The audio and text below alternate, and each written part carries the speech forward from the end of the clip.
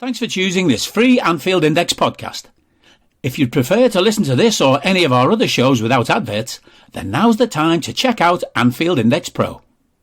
With AEye Pro, you can supercharge your entire listening experience. You'll not only get all of our podcasts without the ads, but you'll have them far faster with our quick publish feature available exclusively for subscribers.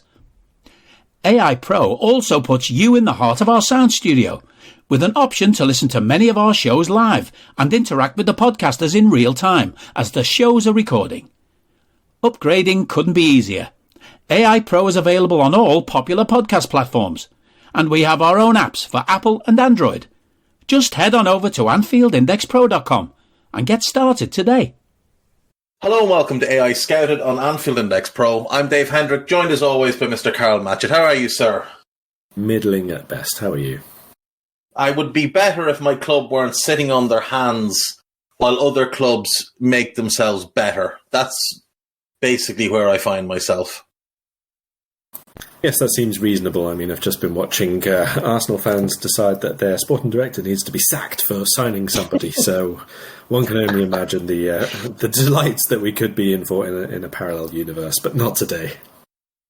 Yeah, it's a magnificent thing with Arsenal fans who are top of the league, largely because of a team built by said sporting director.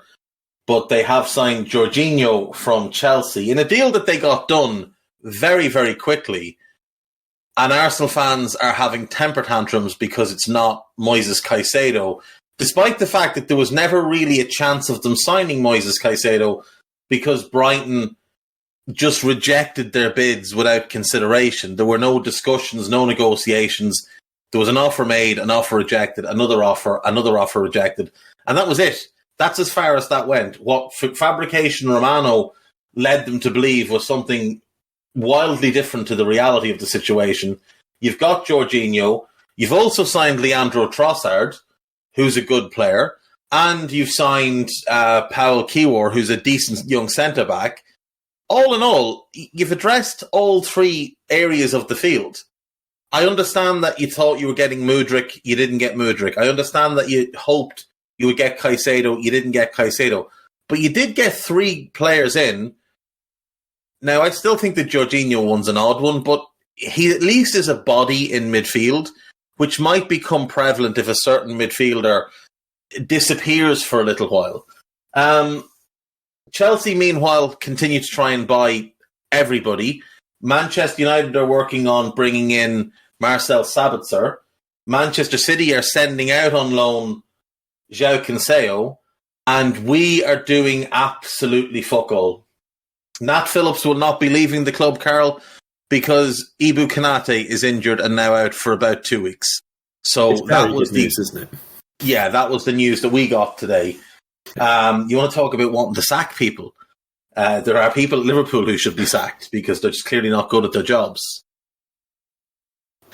I mean, I don't really want to talk about Liverpool and transfer market because, I mean, we could go through the squad, but to be honest, if we just do the ones who are fit and available, it's not going to take us very long, is it now? So let's just leave it at that and go straight onto the game, I think, because otherwise, you know, people are just going to start turning off this podcast and we're not going to want to say anything on it anyway. Exactly. So let's get into the podcast itself. Liverpool take on Wolverhampton Wanderers in the Premier League on Saturday at Molineux. This will be the second meeting in a couple of weeks between these. Sorry, the third meeting in a couple of weeks between these teams. We met them at Anfield in the FA Cup. The game ended 2-2, and they were probably fairly unlucky not to get the win in that one. A perfectly good goal was disallowed. And then we beat them at Molineux in the replay, the first game in which we saw this new midfield of Naby Keita, Stefan Bajcetic, and Thiago, the midfield that Klopp has started in every game since. Can we take much of anything from either of those games, Karl, considering we weren't particularly good in either, if we're being honest? I think what we can take from it is that the level that we're playing at the moment is good enough to not lose to the very worst teams in the league. which is an improvement. It's an improvement on where we were a few weeks ago. This is the first league meeting between these sides, because obviously the previous one was postponed because Queen Elizabeth rudely decided to just go ahead and die when we were about to play a game of football. So it is interesting just to get to play one team sort of 3 times in a month and see, where you stand against them. But like you said, I mean, Wolves were bottom of the league when we met them first, or certainly they were in the bottom 3. They have now climbed up to 17th. They've had a dreadful season. I think it's fair to say they've had an appalling season. In their first 9 games, they suffered 5 defeats, managed 3 draws and won only once.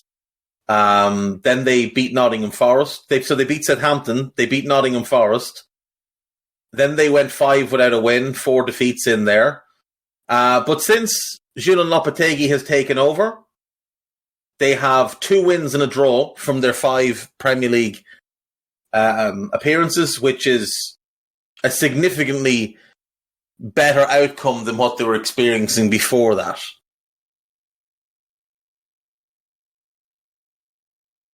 I mean, I had Wolves as a side to go down this season in the pre-season predictions, let's say. I didn't like the summer work that they did. I didn't think that they addressed properly the needs that they had up until they signed Sasa Kalicic, which I thought was a very, very good addition for them.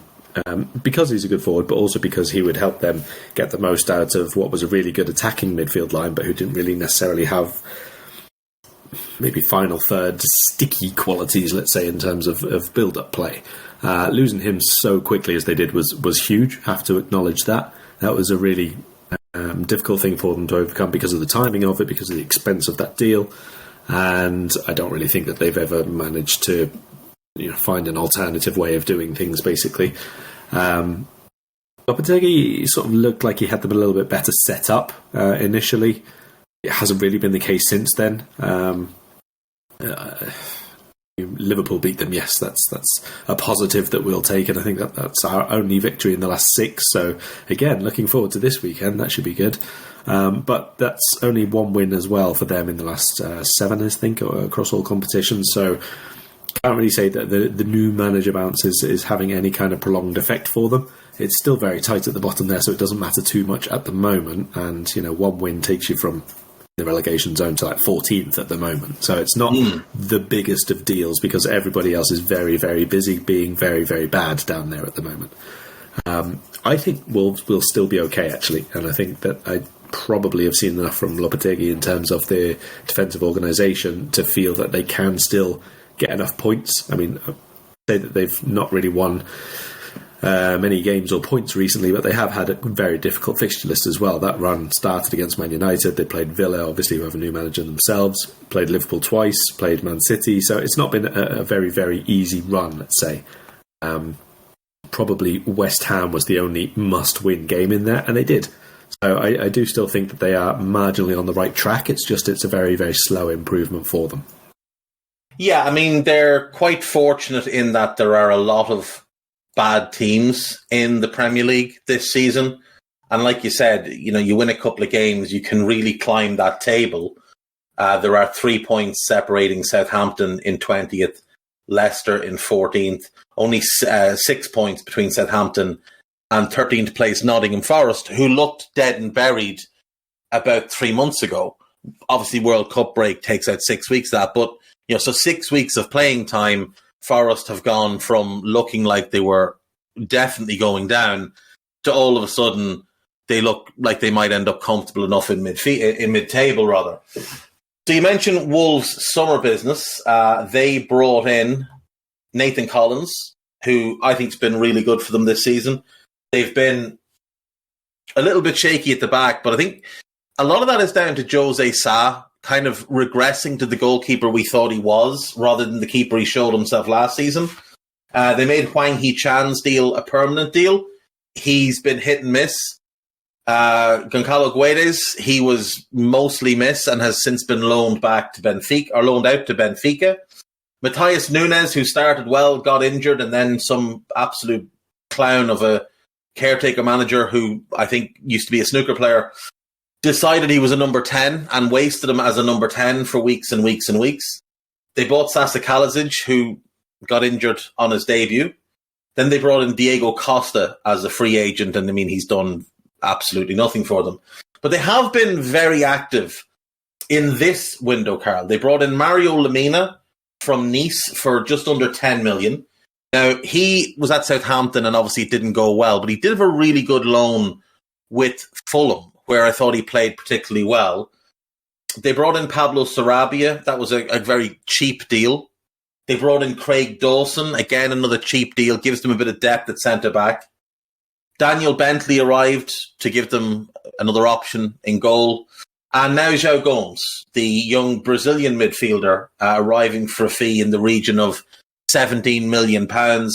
Very highly regarded. Gives them another set of legs in midfield. They'd also brought in a couple on loan. Boubacar Traoré, brought in from Metz, who looks a player, does look a real player in midfield. And Matheus Cunha, who is the kind of the big fish that they got. It looks like they're already fairly certain that they'll make that deal a permanent one if they stay up. So they have brought in a lot of players, and in this transfer window, they've been very, very aggressive, going out, getting Cunha and 5 permanent deals done. 6 if we count young Max Ruddock, but he's not a first-team player at this point. I have to say, I'm impressed to see them backing the manager the way they have. But I think having chased him for so long and waited for him, I think they had to really go full on in terms of backing him, didn't they? Are you that person who has everything? The coolest merch and those must-have fan threads? Well, over at our Anfield Index shop, we've gone that extra mile when it comes to pimping up your Liverpool collection. From our popular range of bespoke design t-shirts, sweaters, hoodies and hats, to our signature edition mugs, prints and coasters, all provided with fast worldwide shipping. We have something for every red. We also stock official LFC merchandise and are licensed with the Premier League and UEFA to sell official iron-on shirt badges and sleeve patches. As a listener to this podcast, you can get 10% off everything with coupon code AEyePro10. Just head over to AnfieldIndex.shop or find us on Etsy by searching for Anfield Index. Yeah, definitely so. I mean, you can imagine that it was something along the lines of his agreement joining them for the rest of this season. As long as they stay up, then he would stay on. If he went down, I don't think that we would see Lopetegui agreeing that his career path would be Spain national team very, very briefly. Real Madrid, Sevilla, Wolves championship. I don't think that was going to happen, to be honest. But they've got an opportunity there. If they can survive by spending a bit more in this January window, give themselves a bit of a platform for improvement across the next 2 years, they're getting those pieces into place now. I mean, there's no way Cunha, for example, does not be a really, really good signing for them if they can get the right balance down, let's say the left-hand side, if he's playing off that side. If they get another number 9 for him to play off, that sort of thing, he's too good of a player to not be really, really effective for them. And maybe it is even a case of just waiting until Kalajic is back to full fitness, and then you sort of start getting your partnerships in the build-up and in the attack and third in order, and you're probably looking at a mid-table attack there, even if they do lose Nunez in the summer. Still a few issues to sort over people who have been there and in the team for maybe a couple of years too long. People like Jean Moutinho, they are now moving on from that centre-back 3 who just seem to be immovable for ages, but there's still bits to do in midfield on that. But they have saleable assets too, which is the other big thing for Wolves. Yeah, and it may come that in this summer a couple of those saleable assets get moved on. It looks very much like Liverpool have something in place, potentially with the agent, if not the club, for Matheus Nunes to bring him in. I would be quite surprised if Ruben Neves is still at Wolves next year. I think he's more than done his time there. I don't think they could be in any way bitter if he did choose to move on. He signed in 2017 when they were a championship club and was key in getting them up, key in keeping them up, key in everything they've been able to accomplish since coming up. He's an outstanding player who, at 26 as he will be in March, needs to be playing for a top club or a club certainly that will challenge for Champions League football. They've got Pedro Neto, who's a very exciting player. Now, obviously, the injuries have definitely taken his career in a slightly different path, but there's a lot of good players here. And I like the centre-back pairing of Collins and Kilman. I really like Aït-Nouri. I'm not really sure why Lopetegui doesn't like him as a left-back. The continued use of Hugo Bueno, who is, no bueno when it comes to defensive work, is a little bit odd. Very good, very good. Did you like that one? He's got a brother as well called Gile Bueno. I was going to try and work that one in, but we'll leave it at that. I think there's the makings of something there. I'm not overly keen on their starting right back. I don't think you are either, in Mr. Semedo. He's grand, but he wouldn't be someone you'd be queuing up to sign. And then, like, in midfield with Traore and with Gomes, who they've just signed, those two young players plus Lamina, something is starting to take shape maybe for the post Ruben Neves era at the club. And up front, they've got Cunha, they've got Neto, they will get Kalasic back. You can see the makings of something that will fit what Julian Lopetegui wants to do. Hello, I'm here to annoy you. I'm here to annoy you into listening to more of me and more of others on EPL Index. We don't just have the Anfield Index stuff. We've got EPL Index as well, which covers the entirety of the Premier League. And we have 3 podcasts and a whole bunch of really good writing on EPLindex.com. The podcasts are my own two-footed podcast, which is every day at 4 p.m, Monday through Friday, covering the whole league. We have A Tad Predictable, hosted by Tadiwa. You know Tadiwa, he does Anfield Index. He presents A Tad Predictable before every Premier League match week. And then Kevin De Vries and his crew on the EPL Roundtable, they're every week after the Premier League match week. So make sure you listen to everything we're doing on EPL Index and follow us there on Twitter at EPL Index. Thank you. Bye-bye.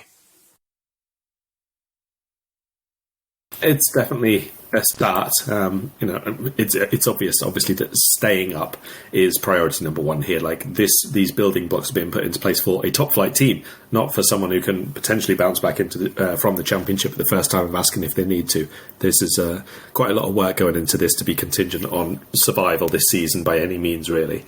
And it might be that if they don't go on like one of these 3-4 game winning streak or 4 wins out of 5, something like that, it gets towards the end of the season, you might have to be a bit more pragmatic about it and maybe don't see, I don't know, let's say Cunha, for example, just because he is one of the bigger names. Maybe he doesn't start all of the matches because they have to be very, very safety first about things. But if you can look at their fixture list, let's say through late March into early April, they have Leeds at home, they have Forest away in back-to-back matches. If you can get both wins out of that, you're probably starting to move clear already, to be honest, if you're just picking up the odd draw and win here and there along the way. Again, then later on in April, they have Brentford and Leicester back-to-back. They're not easy games, but they're games that they could get 3 points or 4 points from, or Palace the next match, they might get 4 from 9 available, something like that. Those are probably games where they'll look at little clusters of points to take them away before the little run-in at the end of the season where everybody is super stressed out and it looks like they're going down. Well, that's the thing, and obviously they've got 3 games now coming up against bad teams in Liverpool, Southampton and Bournemouth that they'll probably be looking at and thinking, well, if we can get 5 points from here, that's a really nice springboard. Then we play 3 tougher games. Then we get the 2 easier games. Then Chelsea at home, that could be a winnable game if Chelsea haven't sorted their act out. And then, like you said, there's 3 after that. And then in their last 4 games, they play Villa at home and Everton at home, which, again, they're 2 winnable games. Even though I think Villa are a slightly better team than Wolves, it's a local derby and Wolves are more than capable of beating Villa. And Villa are always going to be capable of crapping the bed. Plus, it's very unlikely that the Unai Emery away from home form carries on to that point in the season. So you are right. They can look at this season with little clusters of points to pick up. I definitely think they'll be okay. I think they've got enough quality. I think they've got the best manager down at that end of the table. You know, you'd definitely take him over Nathan Jones. You'd definitely take him over Gary O'Neill. I would be taking him over Moyes. I'd take him over Jesse Marsh. I'd take him over Brendan. And I would take him over Sean Dyche, who's only in the door at Everton. So I do think that might be worth a couple of points to them over the course of the remainder of the season as well. So all those points will come in handy. But look, both Bournemouth and Southampton are making big moves to strengthen in this window to make themselves better. West Ham, they've underperformed so drastically that you would assume at some point things start to fire normally.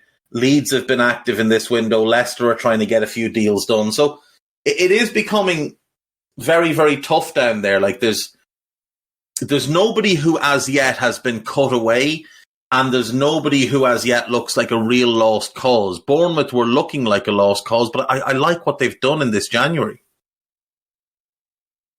I think it'll go on for quite a while yet. I don't think that...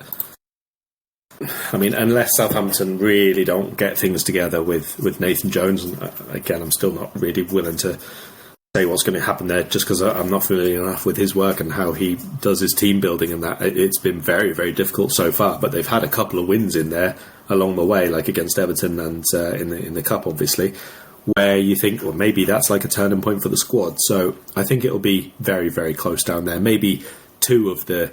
What we got them in at 7 at the minute, who are basically in that relegation battle. Maybe 2 of them will go away because they'll just get really decent runs of results, or January arrivals will have a good impact or whatever. But equally, you could still see someone like Forest go on a 5-match winless streak and suddenly be back in the mix again. So, or Palace, who look a little bit lost and a little bit stagnated under possibly Patrick Vieira at the moment. Yeah, I mean, as long as from a Liverpool perspective, obviously these are teams down there we shouldn't even have to worry about. Normally we wouldn't do, but at the minute these are the ones that we're looking at and thinking, well, maybe we can get 3 points here. Yeah, because look, Palace have been awful for most of the season, and they're closer to us than we are to Spurs, who are 5th. So it has not been good for the Reds in terms of what we're expecting from Wolves this weekend. Injury-wise, they've got no Neto. They've got no Chiquinho, who wouldn't start anyway. No Kalasic and no Boubacar Traore. All of them are out injured for at least another month by the looks of things. So Jose Sa, Semedo and Bueno, Collins and Kilman in the middle, Neves, Nunes, and... The third midfield one is a little bit tough because it's kind of been a rotating cast. Now, Joe Hodge, the young Irish kid, he had a really good game when they played us the first time. So I wonder if he might get an opportunity. It could well just be that he goes with João Moutinho, or he might start Lamina for his first start. And then in attack, I assume Cunha, I assume Podence, and maybe Hwang is the third. Are you thinking much different than that? No, I mean, like you say, it's been quite chop and change at the moment. I thought Cunha might have started the odd couple of games more than he has done so far. He's been mostly brought on as a sort of impact player off the bench to try and change the game. I guess it's going to be more or less the same as it has been, like against Man City. Hee-Chan starting left side for like a bit more deep balance and sort of defensive work alongside Nunez, and that allowed Bueno to get forward a little bit more. So you maybe think that it'll be something along the same lines there to sort of combat the Trent and Salah supposed partnership. It didn't do them too much good, but at the minute Lopetegui obviously is still trying to work out those new partnerships for his squad. So I don't think that there'll be too many new faces in there, but I wouldn't be surprised if Sarabia starts at least. Oh, that's a good shout. I hadn't thought of that. He probably will start because he does seem to be one that the manager was very, very keen on getting in. Lamina is somebody I think as well that he kind of pushed for. He tried to bring him to Sevilla when he was there and missed out. So I'd imagine those are sort of more his signings. And then people like Gomes and Cunha might be more, not to suggest that he makes all the decisions there, but they might be more George Mendes signings. Gomes, to me, is basically an admittance that Matthias Nunes is away in the summer, and this is the replacement. So, yeah, I mean, look, they're going to be. We know they're going to be hardworking. We know they're going to be well organised. We know they're going to be tough to beat. But there's definite flaws in their team. There's a reason they are where they are, even though I think that's an underperformance. They are 17th for a reason. They have not played well this season. They have struggled to score goals. Defensively, they've been quite good. Only 30 goals conceded. The only team down there with a better defensive record is Everton, who played the most unwatchable bilge in the league. And then West Ham, who really shouldn't be down there. But they do have the worst attack in the league, and that's obviously something they're going to need to rectify if they want to stay up. I just like the description of Everton. Unwatchable bilge. That should be the name of our new podcast. We should launch an Everton podcast, call it that, because, you know, Daishi is a much better manager than Frank, but the football, while it will be better, it will be purely survival football. Can I point out that this, at the moment, might not actually need to be an Everton-specific one, but just a Merseyside football one? Unwatchable bilge on Merseyside. Hands across Stanley Park. Unwatchable bilge everywhere. We are a horrible team to watch at the moment, and that's where I want to go next, Karl. We played Brighton at the weekend, and Jurgen came out afterwards and said it was an improvement on the previous trip to Brighton, which it was, but it wasn't good. For about 60 minutes, we were, I would say, okay. And I'm stretching to reach okay. But when Klopp made the substitutions, we became dreadful. We lost all control and shape in midfield.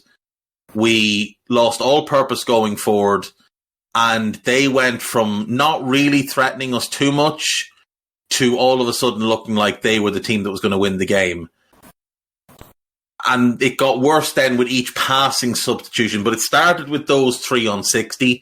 Once he introduced Henderson and Milner, we had nothing to offer in that game.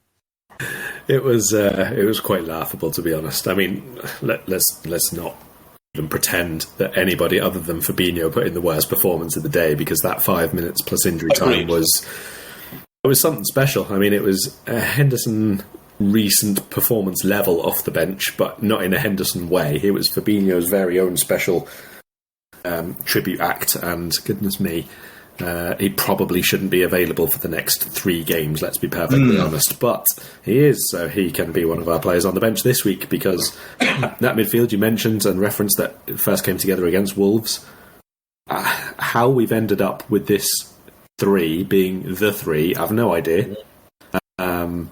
But remember, Karl, we have 8 options for 3 positions, so we have we're sorted in midfield. Listen, one of the 3 was not one of the 8, so No. It's a concern. At the moment, I think it probably is the only possible.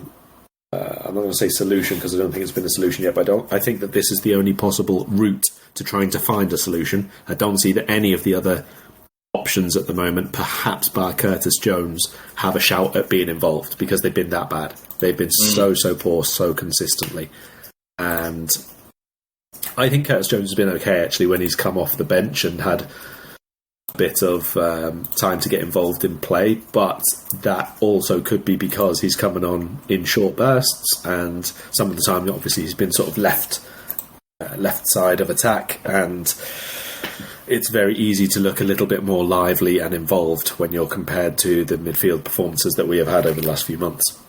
So maybe it's not actually Curtis Jones playing all that well, but just an indication of just how bad that we are being. I think it might be a combination of both. I do think Curtis has looked a little bit better of late. Obviously, he missed so much of the season with the stress injury in his leg, whatever that injury was. It sounds to me like it was a stress fracture, but whatever it was, he has looked a little bit better of late. The question is, can he play and then play again a couple of days later if he's been asked to do more than 15 minutes? That's, I think, the next question he has to answer. But I said that on Twitter today. If your starting midfield three contains an 18-year-old who, while very, very promising, shouldn't be anywhere close to the starting 11 for a team with the ambitions that we should have, and two injury-prone players, one of whom is leaving in the summer on a free, your midfield situation is an absolute mess. And when you look at the other options, let's take Curtis to one side for a second. Alex Oxlade-Chamberlain, injury-prone, not trusted by Klopp in midfield and leaving on a free in the summer. Jordan Henderson has not been good for 3 years. You can't name me one run of form in the last 3 years that he's been good for. Fabinho has been dreadful since probably April. It's not just this season. The signs with Fabinho started last season, that he was running down to a point of almost breaking. James Milner, who's 37 years of age and can't run. And then you've got Harvey Elliott, who's not a midfielder. They are the other options outside of the three who are currently starting. So it has to be Curtis. If there's going to be a fourth midfielder right now, it has to be Curtis. The problem with that is you can only bring Curtis in for Naby or Thiago. You can't bring him in for Bajcetic because he can't play the six. And neither the other two can either. So you've got one kid, and he is a child, capable of playing the holding midfield role, and three lads, all with big question marks over them, who can play the number 8 positions, and that's it. And we have sat on our hands through this transfer window because allegedly there wasn't any midfielders available that could have improved on this esteemed list that I've just given you. Well, look, I've said this several times now, and I think that it is still the case, even if we only have these players available who we've got at the moment, and it's got to be a double pivot at the minute. And I think that there's enough people here who suit the double pivot. I mean, you can't tell me that our build-up play would suffer because we had, let's say, Thiago alongside Bajcetic. It wouldn't. No. It just wouldn't. Defensively, we would be, I think, okay if you had, let's say, Jones on one side and Keita on the other, very narrow. There would be work to do there for sure, but I think that it allows us to be a little bit more compact, a little bit more difficult to break down when we're stretched across the pitch. And even someone like Cody Gakpo's struggling, to be honest, at the moment, playing a role which is not his primary role. He hadn't had loads and loads of experience in, and we probably didn't buy him to be used in that role. He could probably benefit from going left side in a 4 as well at the moment. So I think there are ways around it, even if we were simply not able to buy anybody else. And I don't think that we're really going about things in the optimal way to find solutions to this ongoing rubbish performance level, to the bilge. And I think that there's a too much element of refusal to change away from a system that everybody has used, because it's not being played in the same way. It's not really the same system that we've used. It's just the same base formation, and it's not really helping us at this moment. No, it's not helping us at all. And look, the truth of it is that the midfield three only ever suited 2 players more than the rest. Everyone else, like Fabinho, Naby Keita, Thiago, they all came from teams that played a double pivot. Their experience primarily was in a double pivot for years dating up to their time signing for us. Gini Wijnaldum was more suited to a 2 than a 3, but he made it work. Emre Can was more suited to a 2 than a 3. The only 2 it ever really suited were Henderson and Milner, because neither of them were good enough to play in a 2. So we've compromised for years, in my view, to allow those 2 to have far longer careers at the club than they should have had. Now, there is no argument to be made. A double pivot is what suits this squad better. In fact, Fabinho's good performances this season came in a double pivot, but he has struggled every time in a 3. And if you look at our best performances and best results this season, City at home, 4-4-2. Napoli at home, 4-4-2. That weird Spurs game where we were really good for an hour, we played a diamond, but it wasn't really a diamond because Bobby was playing so deep and the flanking midfielders were playing almost as wide midfielders. So it was, in truth, it was a 4, especially out of possession. Now, at the weekend, Karl, we did see elements of a 4 where Keita went wide, Harvey dropped back from left wing to left midfield, but the shape was quite good and we were able to limit what Brighton were doing to us or doing against us. But it's very one-paced, it's very slow, it's very deliberate. There's no agent of chaos in that midfield. And when you don't have the agent of chaos up front, you become a little bit predictable. So I do think Jurgen needs to seriously consider a change in shape, a proper change in shape to a midfield 4. And if it wasn't for the centre-back injuries, I would be starting that midfield 4 with Trent on the right, Thiago plus whoever in central midfield. Bajcetic is the best option now. And then when he returns from injury, Diaz, but for now, Gakpo on the left. Yeah, I'd be open to any variation of that, to be honest. I think Keita's done enough to be staying in the side at the moment. He's been pretty solid, locking things down in his channel. Winning the ball back quite well, and at times he's been fairly effective in moving the ball a bit quicker in the final third as well. So I think one of him and Elliott as the, shall we say, half blocker, half build-up, wider midfielder, and then, like you say, you want to get someone a little bit more inventive or a bit more pace or a bit more of a goal threat on the other flank. So since Carvalho has obviously now dropped out of the running somewhat, then it's got to be Gakpo, really. I mean, that's kind of his role, so I don't really get why he's just been persevered with at centre forward. And Darwin has to start, as far as I'm concerned. I don't know if it's like too much of a recovery thing from the injury, or if it's just a reluctance to put him back into the side, but I think he has to be in the team just because he makes us very difficult to stop, even if it's not always the most refined and his combination play with Salah is not quite there yet. I think he has to play just because he makes us unpredictable is correct, but it's not really the word I want. It is chaotic, really. It is just something that just goes completely against the grain of what we've done over the last 20 minutes. And even if we do stay in the 4-3-3, I very much hope he starts this game. Yeah, I think he has to start. I don't see that there's any reason not to start him. If you wanted to leave out one of the front 3 who started against Brighton and you're insistent that Gakpo stay in the team, then I think you should probably leave out Mo. Or not leave him out so much as just give him a bit of a rest. Have him come off the bench or something. But Ali's put in a team, and I'm going to run it by you, but I'm going to make one change to it. Because this is what I would like to see this weekend. So you've got Alisson in goal. You've got Trent right back, Matip, Gomez, and Robbo. I think that picks itself. Yep.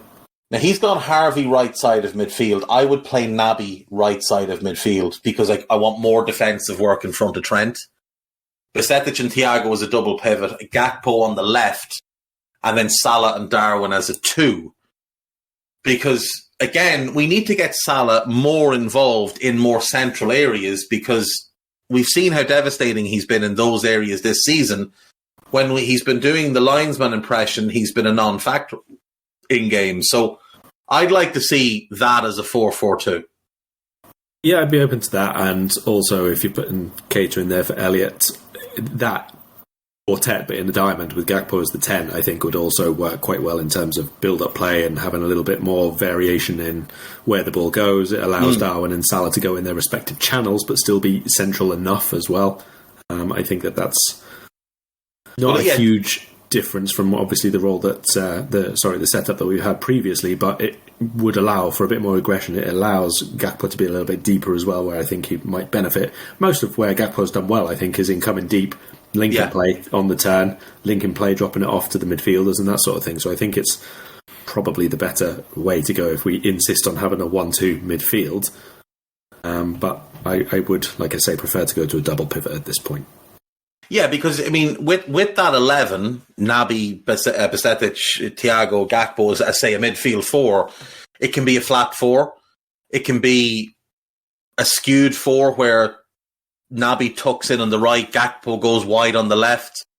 It can go to a diamond. It can go to 4-3-3 if you have that, insistence that it must be 4-3-3. So it does give you flexibility within the same group of players without having to force anybody into a position that they're not comfortable in. Like, for me, watching Gakpo the last couple of games, I think defensively he's done okay, but he doesn't press with enough intensity to be effective off the ball as a 9. And he doesn't seem all that comfortable playing up against a centre-back with his back to goal. For a lad who's 6'4", he doesn't play his size all that well. Now, that's something that can be worked on, and, you get him on a strength and conditioning program, make him a little bit stronger so that he can absorb contact a little bit. But for now, in terms of getting more out of him, I would like to see him play either on the left or at the tip of a diamond, kind of withdrawn, where he can get on the ball and turn and see what's in front of him and have Mo and Darwin making runs from in to out and out to in, and give him more opportunity to get involved in the build-up play. And, when you play that type of midfield 3, you can also push those fullbacks on a little bit and give him more options in the wide areas. So I just think Jurgen needs to, first of all, he needs to stop trying to shoehorn Harvey Elliott into every team, because you're doing nobody any favours. Secondly, I think he just needs to give up on this idea that it has to be a 1 and a 2 in midfield, because it's just not working. It just isn't working for now. And it's not down to the individual players. It's more down to whether it's the idea, the approach, whether this team seems to be stuck between two models of playing, which is the Klopp model and this kind of newer shape that is holding an influence that hasn't worked this season. I just think Jurgen needs to maybe start looking back in order to move forward, and look back at things that have worked for him in the past. Not necessarily Liverpool, but things that he did at Dortmund that worked. Changes that he can make to this group of players now that can have a knock-on effect moving forward, and maybe influence what you're doing in the transfer market as well for summer.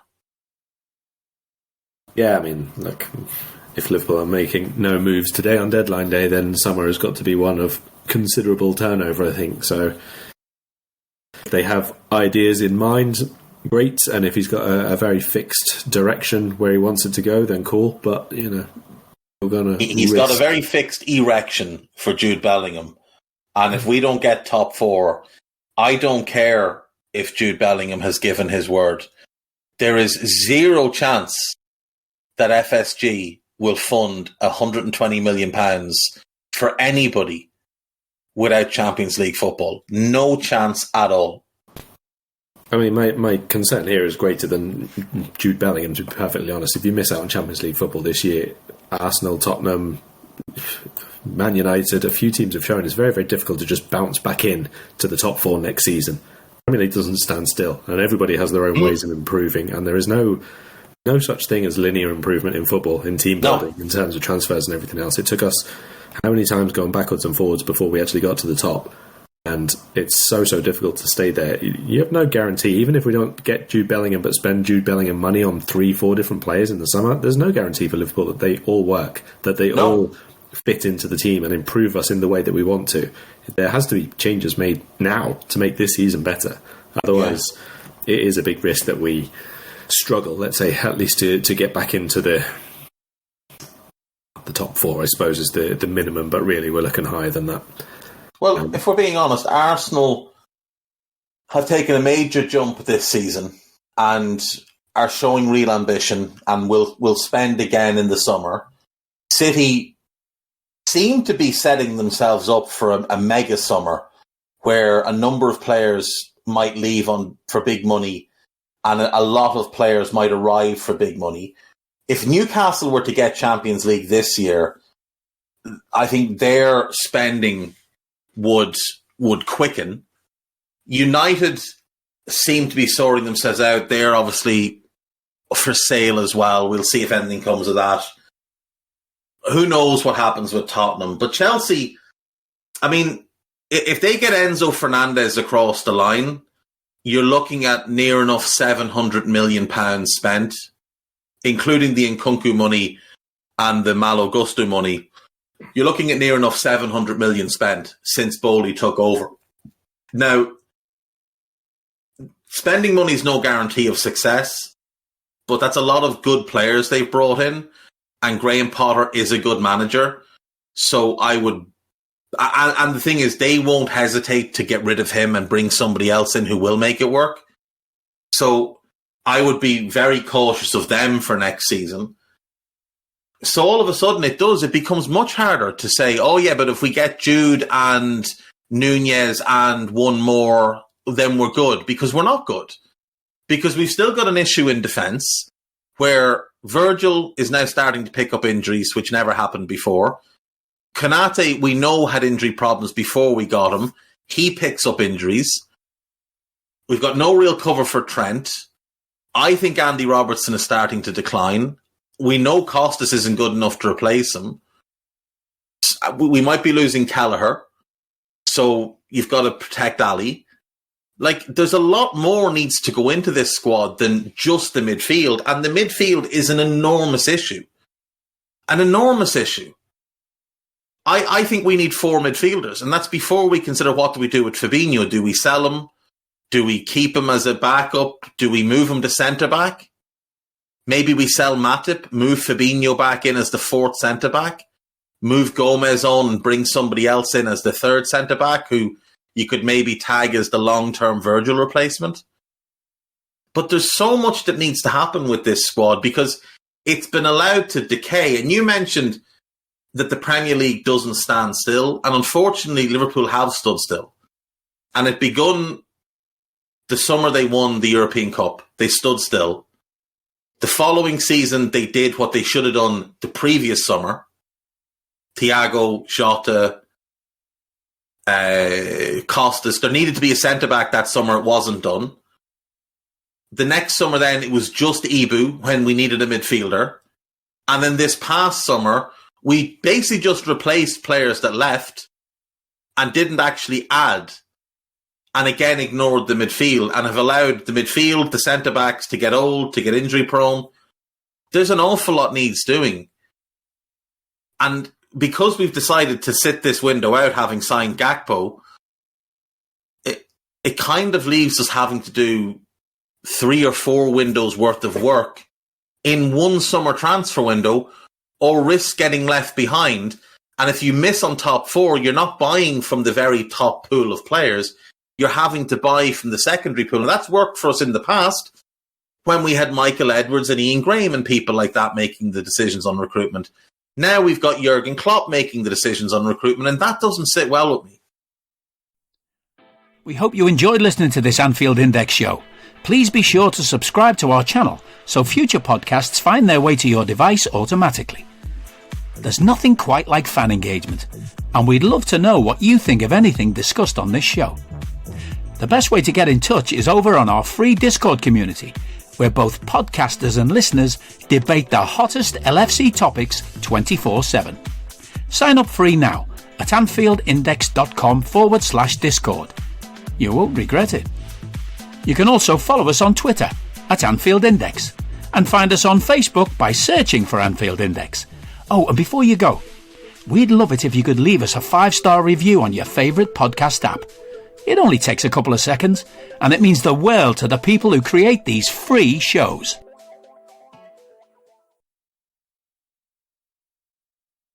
No, we've been over this on several pods, and it isn't a situation that Liverpool should have put themselves in, and it's not a situation Liverpool can allow themselves now to stay in, and that's something that needs to happen before summer, on a very clear path for when Julian Ward exits and whoever takes over. And Jurgen Klopp's only focus really should be on fixing those 11 people on the pitch. That's it. There should be no further demand on him at this moment other than fix that. And that's, well, I say it starts with Wolves this weekend. It doesn't start with Wolves this weekend. It started with, I mean, take your pick, earlier on in the season, Napoli, when we were absolutely battered, and the disparity, the discrepancy between where we were and what we were then became very, very clear, but it continued in matches after that and was allowed to slide, and it's gone on far too much now. We've lost so many games this season, and we've had more poor performances than defeats. And against Wolves, there's not really an expectation of a good performance, but I do think that there can probably be a hope, not an expectation, that we can win the game at least. Yeah, but look at our performances this season. Fulham, we were poor. Palace, we were poor. United, we were poor. Bournemouth, we were good, but they were garbage. Newcastle, we were poor. Everton, we were poor. Brighton at home, we were poor. Arsenal away, we were poor. City at home, we were excellent. West Ham at home, we were poor. Forest away, Leeds home. Forest away, Leeds home. We were awful in both of those. We were good for an hour against Spurs. Southampton, I thought we played okay. Villa, we were okay, but very, very open. Leicester, we were dreadful. Dreadful. Awful against Brentford. Awful against Brighton. And we were poor against Chelsea. That's in the league. In the Cup, poor against Wolves. Okay against Wolves. Poor against Brighton. We weren't particularly good against Derby, but it was a team of kids. And then we were poor against City. And in the Champions League, we were poor against Napoli, we were poor against Ajax, we weren't great against Rangers. Then we were good against Rangers away, good against Ajax away, and we were good against Napoli at home. We were very good against Napoli at home. Like, you can count the good performances on your fingers. And you're not even running out of fingers. Like, we have not been good this season. And it's just such a weird thing that people seem to just accept that this season is taking place. And if we end up in fourth, there will be an air of celebration about that. Look how well we did to come back into. Why do we need to? Why have we put ourselves in this position? We have done this. This is not anybody else's fault. We have done this because I look at that Premier League. I don't see a single great team. I see a City team that are kind of in transition. I see a United team that are in the early phase under a new manager, a Newcastle team that are building, an Arsenal team that are building. Now, they've had a few years, and they've obviously had very good results this season, but I don't think they're a great team by any stretch. Spurs are a weird team this year. Brighton are good, but not great. Fulham the same. Brentford. So like, who am I looking at that I'm thinking, well, they should be ahead of us? There's nobody there. Nobody in that league that should be ahead of us. If we were doing what we were capable of, if we hadn't created this mess for ourselves, we would be running neck and neck with Arsenal at the very worst. Can't disagree. I mean, whatever about teams doing well and improve on you. There's never any alteration to that at all. You know, even if it's injuries or anything else, the vast majority of the time it's things that you've overlooked or opted against, basically. So, look, again, I think worth probably going over a few more specific bits to the Wolves match. Matip and Gomez partnering up at centre-back is probably the main one. You mentioned at the top of the show, Konate out injured, is likely to be 3 weeks or so. I had a look through for the last time Matip and Gomez started a Premier League game together, or alongside each other, I should say. So the last one that I could find was away to Southampton, which was May 2022, so the back end of last season. But on that occasion, Gomez was right back, Matip was obviously centre-back. They weren't really partnered up as such. Gomez also got subbed off at half-time in that match. So the last time they actually started at centre-back alongside each other in the Premier League was, if memory serves, this was the game we played 4-4-2, actually. It was against Man City away from home, and that was August 2020. That was the 1-1 game with Jota right wing. And Matip and Gomez were centre-backs alongside each other. Yeah, and then Gomez got injured very quickly after that, didn't he? He blew his knee. A long absence after that, yeah. And Fabinho moved to centre-back. And, here's a question for you. Would you consider using Fabinho at centre-back to see if it can at least get his form back before he's considered for a role back in midfield? Now, obviously, I would start Joel and Joe because they are centre-backs. But if one of them gets hurt, which is obviously fairly likely, I think I'd look at Fabinho before I'd look at Nat Phillips to come in alongside the other. Because he's done well he's played next to both, and he's done well next to both, particularly next to Matip. Those two, remember, had us top of the league after an extended run together in that 2021 season. And I kind of like to see if he could do do a job there. And at least if he can, you could say, right, well, he's not a midfield option anymore because he doesn't have the mobility or whatever else. But at centre-back, his game is at least more suited to what we want there. I mean, you could. I wouldn't personally. I just think he's been so poor. I would be very, very against seeing him in defence where there's nobody else to mop up his mistakes, which is usually his job for everybody else. But he's been that poor on the ball. He's been wandering out of position. He's not really won aerial challenges. His judgment in terms of timing has not been very good, I don't think. So no, I wouldn't be putting him in defence at the minute. And I'm not one, let's say, to put people in the team to let them play themselves out of form if I don't think that I can see, one, that there is a spark of where that form is going to come from, but also, two, the effort and the real endeavour to get back that form. You know, everybody goes through bad form. I'm not saying don't play people because they're not playing well, because that's not my point here. But it's where, you know, sometimes you can see players very, very frustrated with their own form, but they're still working ridiculously hard. I don't see that from any of the Liverpool midfield. No. So, no, I absolutely wouldn't be putting him in because I don't think that he's doing enough individually to suggest that he's doing absolutely everything he possibly can to help the team. Like the performance off the bench against Brighton, yeah, poor from a technical perspective with the challenges and the passing and all the rest of it. But how many times did you see him really busting a gut in the final minutes? How many times did you see him really racing back to cover behind someone on the occasions that they went down the right channel, the left channel? He was only on the pitch 8 minutes. I don't see this from Fabinho at the minute. I don't see it from, like I said, many of the midfielders at the moment, but certainly not from Fabinho. So no, I absolutely. Do you think the tackle, the early tackle, that he should have been sent off for? Like, I think we all agree he should have been sent off for the challenge on Ferguson. Do you think did that challenge maybe shake him and get him kind of to the point where he was hesitant to do too much? Like, if he got into any other challenge, he thought he might go off? Or did it just, like, it could have just knocked his head? The player had to go off. Fabinho looked really upset that the player had to go off. He looked really upset in the immediate aftermath of the challenge because he knew he'd gone through. He did, and maybe that's the case. And, you know, understandable. Every player reacts, and that's fine. But still, you got to get on with it. To be perfectly honest, I do agree. Get on with it. Would you sell him in the summer if he carries on playing like this for the remainder of the season? Yes, 100%.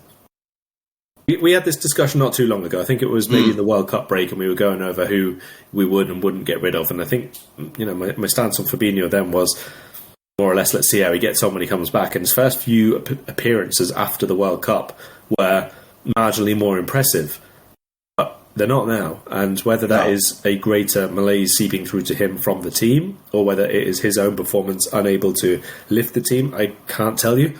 But if he doesn't play how we need him to, then yes, I would. Yeah, I think that's very fair. Last thing before I get your prediction, there is an article in the Liverpool Echo today that states that sources at Liverpool have distanced themselves from interest in Paul Mitchell. The former Southampton chief has previously worked at RB Leipzig, yada yada. The process of identifying a new sporting director has yet to get underway, and it is a decision that will be overseen by Klopp and Billy Hogan.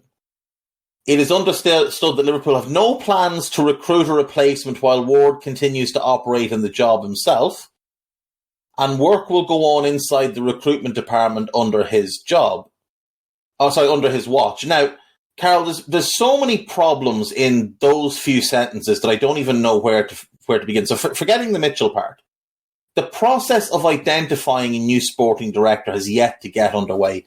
What sort of half-arsed club is this, if that is, if that's the case?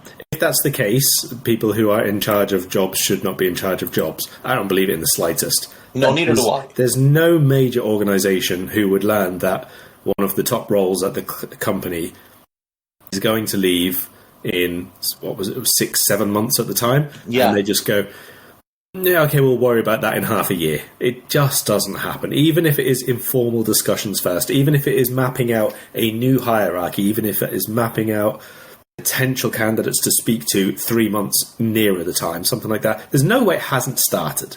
Absolutely not. The next line, it is a decision that will be overseen by Klopp and Billy Hogan. I take issue with this.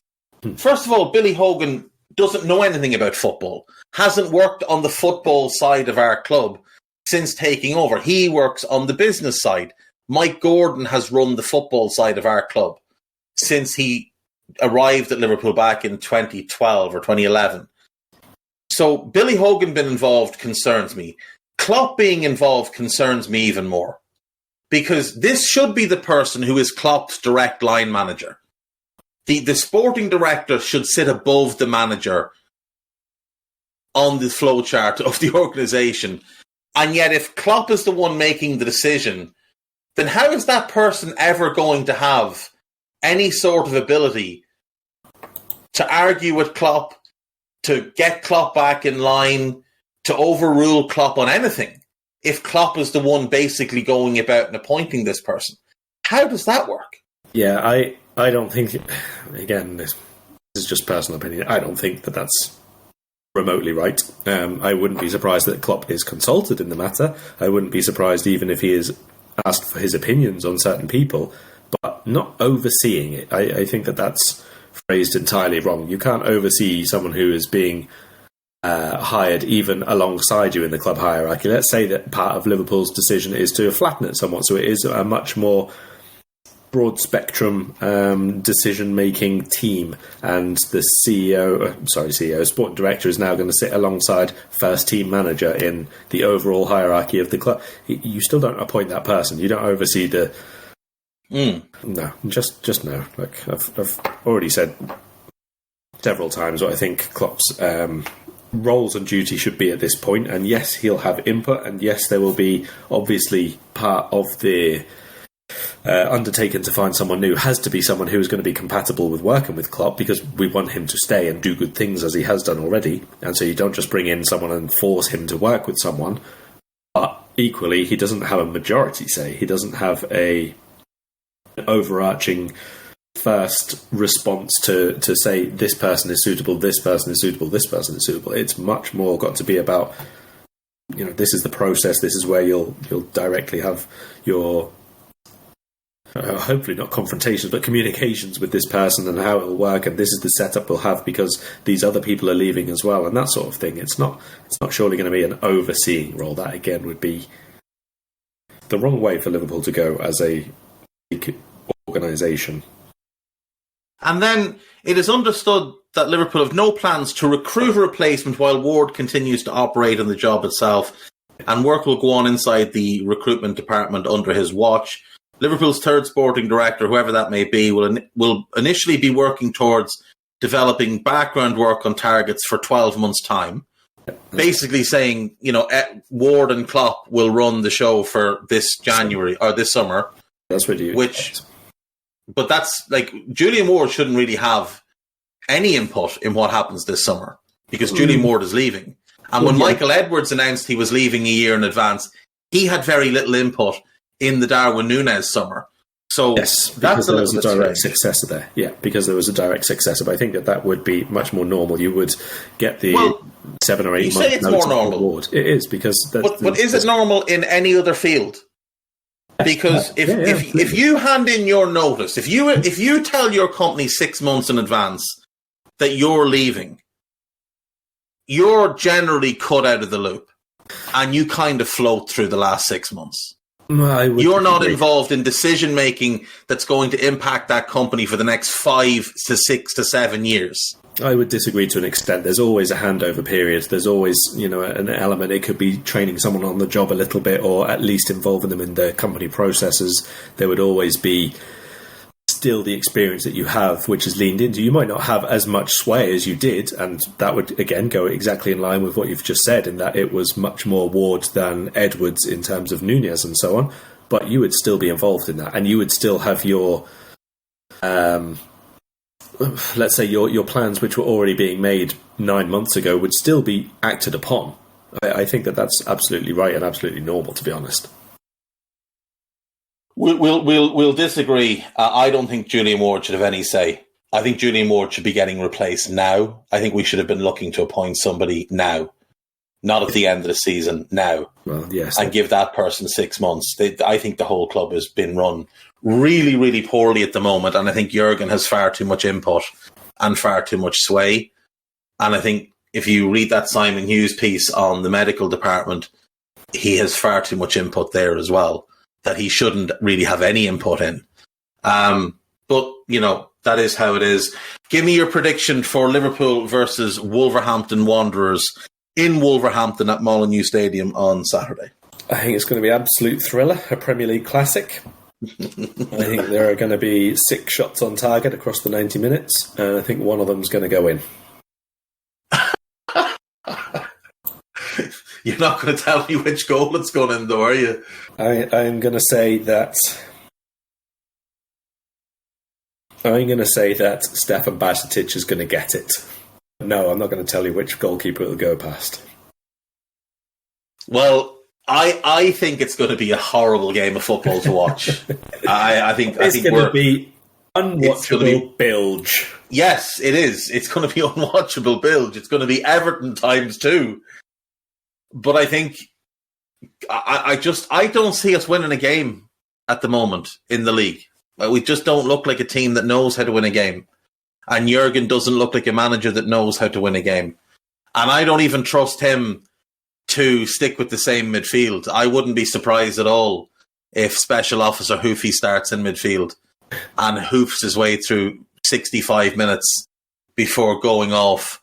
And then we hear that he has a little injury again, even though there's absolutely no injury. It's just an excuse. Because you couldn't possibly announce that you dropped him.